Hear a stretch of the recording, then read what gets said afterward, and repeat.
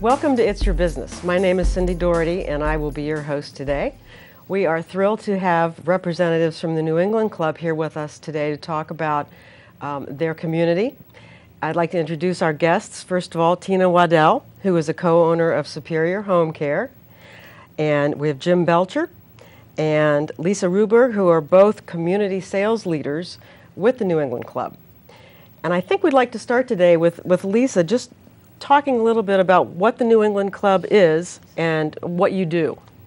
Well, the New England Club is a senior living community located here in Anderson Township. We've been here for almost 30 years, so 29 years this year.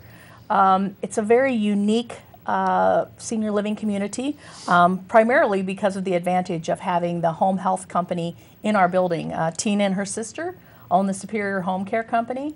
And so while we are a senior living community, we also have the advantage of being able to offer assistance for home health inside the building. That is unique. I know, just personally speaking, I've had to make that decision for my parents to change living situations in the past year. And so that was a pretty arduous process and difficult and emotional, all of those things. It seems to me in our previous conversation that you all are able to offer a bit of a different setup, which probably is an advantage to the residents by having the two companies there working together. I think probably by far and away one of the biggest advantages is that even though your circumstances may change in terms of any kind of requirement for assistance, you don't have to change apartments. That, let's face it, moving when you're, in your 70s or 80s can be quite, trying, if you will. So the idea that you'd have to move from one area to another simply to change healthcare needs is really something that we don't concern ourselves with, because everything that you need can come to you at your door. And it's very individualized, isn't it? That was unique to me also. Absolutely. Because usually you do have to go from one space into another section of the building or another floor in order to get the appropriate care. So that does make it easier. Moving at any age is not easy, but like you said, in their 70s and 80s or 90s, it's tough. And I think we have to recognize that, seniors, their health care will ebb and flow. Sure. So, to not have to pick up and move every time something happens is a huge advantage. And to know that you're not going to get kicked out of the dining room because you have a bad knee is also a good thing, too. Exactly. Jim, what do you think are the most important things that families need to consider when they're having to make a change like this for a loved one? Well, that's an interesting question, because most of the time Lisa and I are on one side of the table, but we've got the family member in front of us asking questions and things of that nature. But when you take a look outside and put yourself on the other side of that table, here are some things that I would probably look for in terms of my family if I was looking on behalf of my mother or father. It goes a little bit beyond just price. And don't get me wrong, price is important. Sure. But when dealing with seniors, the environment they're in, typically the more stable the environment, the better off that they are. You don't want a dynamic, ever-changing environment in a community. With that being said, some of the important things that I would look for would be how tenured is your housekeeping staff? How tenured is your maintenance staff?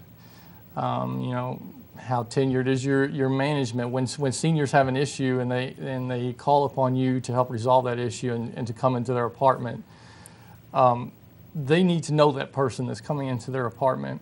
Exactly. So if you have a lot of turnover and you have a lot of different people coming into their apartment that they don't know, that's not a good thing for a senior, especially with someone dealing with any type of cognitive or memory issues. That's not healthy for them. Some of the other things that I would look for in a community is wide hallways. I'd look for things like railings down the hallways. I would look for things like benches ever so often. You certainly want a community that promotes a social environment. You certainly Sure. want a community that promotes an active environment. So I would look at their activity calendar. How many activities do you have on a daily basis? Do those activities, are they there to stimulate certain parts of the mind for seniors? Are they there to help promote a healthy environment for them? So for me anyway, looking from the perspective of someone looking on behalf of their loved one, it goes a little bit deeper than price. So those are some of the things that I would consider. And as far as a person looking on behalf of their mother and father, it's easy for somebody to go in a community and go, hey, this is what I would like. Right. But when we go into a community on behalf of our loved one, we want to definitely keep in mind what is in their best interest. What would be the most important thing for them to get out of a community? And I can appreciate what you're saying about a mix between an atmosphere that provides some activities and some changes on a daily basis, but I know with my own parents, they like to form those relationships with people in the restaurant or the caregivers that are there. That's really important to them. They get to know these people, their family members, they talk about things all the time with them, and that's key to their feeling satisfied where they are. And you're right, and I'm glad you brought up caregivers, because that is another thing that you need to look at a community. What kind of care level can you get there for your loved one? Are they going to have to move when they hit a health speed bump? So Exactly. that's the sort of thing you need to look into. And thank you for reminding me of that. But yeah, it's a lot of things, but if you can find that one community that encompasses all of that, and that type of community can certainly help a senior thrive, not only mentally but emotionally and health-wise. That would be a perfect environment. And that's a lot to think about. I know we started to think in those terms before we actually needed it, and I was glad that we did, because there is so much that goes into that decision, that we had time to go around and interview places and You're tour to be complimented them. for that. That's one of the most difficult things that people are up against is If you the have to do it at the fear. last minute, Absolutely, exactly, that yeah. makes it really, really tough. And that happens a lot, actually. We have clients that move in straight out of a rehab center. Right. Or what's even more difficult for family members is when they're trying to bring their loved one to the area where they live.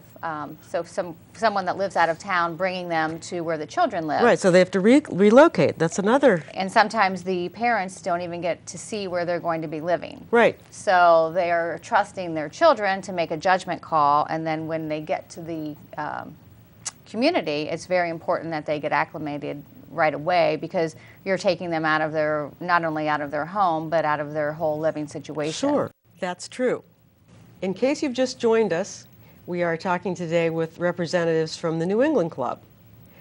And at this point, I'd like to ask Tina Waddell, co-owner of Superior Home Care, how your company works with the New England Club in providing care for the residents. We provide skilled services, which would be nursing, physical therapy, occupational therapy, and speech therapy. But we also provide personal care. Okay. And like Lisa said, what sets us apart from other communities, actually, we have been in the New England Club for 19 years. So as Jim was saying, it's very important to have the same group of people when you're working to find a home for your parents. Continuity. Continuity of care. And we have been there for 19 years providing the care. And it's important for us to know who is moving into the New England Club to make sure that we have everything that's appropriate for them as far as their daily living activities. And the Wellness Center provides, we have a nurse and a wellness center inside the New England Club. We also have our own podiatrist in the New England Club.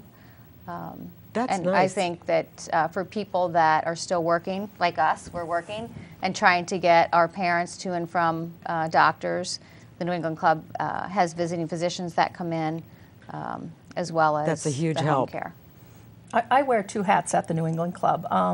in addition to working in sales at the New England Club, I'm the daughter-in-law of a resident, and Tina and Pam's company provides my mother-in-law's daily needs. So you see it from a different perspective yeah, as well. she was exactly that person that Tina was talking about. You know, she came from across town, and it was hugely important to Jerry and I that we were available to her. Sure. Because, you know, she did have some difficulty and was alone because she was widowed.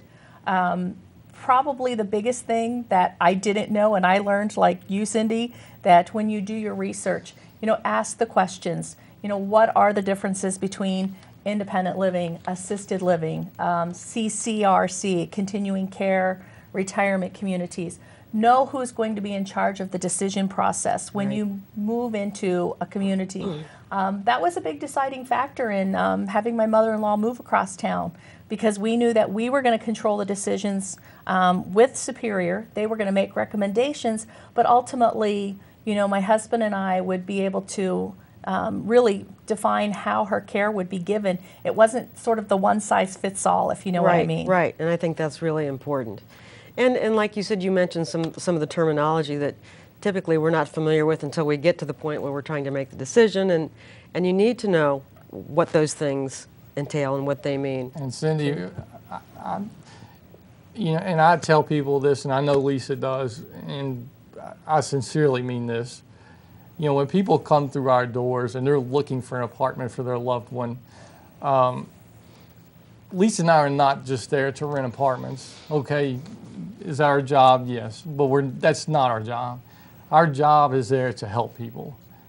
Regardless of whether you come to the New England Club or you go somewhere else, it's our job to point you in the right direction, give you guidance, give you wonderful resources like Tina, who can help navigate you through some of the healthcare processes.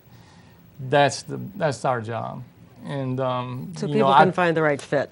Not to interrupt, absolutely, because sometimes the New England Club isn't the right fit. Sure. We like to think it's for everybody, but sometimes it's not. But with that being said, we want people who are going to be happy at the New England Club, right, and know that that's a good fit. And if it's not a good fit, we're here to help you to find other alternatives. That's good to know. Between the three of us, we're wonderful resources between what we know and who we know, and the processes that we can help navigate people through. And as far as resources, as far as home care goes, there's Council on Aging, which we have several residents in the New England Club that take advantage of Council on Aging, which every resident should, because they're entitled to that. It's a program through Hamilton County, and it's nice that we can set them up with that service. Also, if you're a veteran, the New England Club has a gentleman that comes, was it once a month? Or around there. And does presentations, so there's lots of resources available at the New England Club. And I know we're getting a little bit short on time, and I don't want to leave this part out because I know that you all do so much in the community to give back. I don't know which one of you would like to talk about that, but I was impressed with how much you do, and I think people probably don't realize. We just have like a minute left, so. Well, I'm going to foray right into Tina. We work as a partnership. We do lunches. We do informational attractions. We invite people in. We go out. We specifically have an upcoming event that I think Tina would like to tell the community about that is unique to this whole area. Absolutely. Go ahead, Tina. What's coming up? On March 6th at 6:30 in the evening, the New England Club is hosting Dr. Verna Carson, who is the developer of the Alzheimer's Whisperer program. And she was here back in December, and we had an overwhelming response, and we invited her back again. Excellent. So she will be here at the New England Club March 6th at 6:30. Is there any contact information that they can, whoever would like to attend can contact me at 231-1060. Excellent. Well, we're just about out of time, but we are so pleased that you joined us today. I think you've given our audience a lot of important information that certainly they can utilize at a time that can be very difficult. So we would like to thank you, Tina and Jim and Lisa, for joining us today, and we hope that you will join us again for It's Your Business.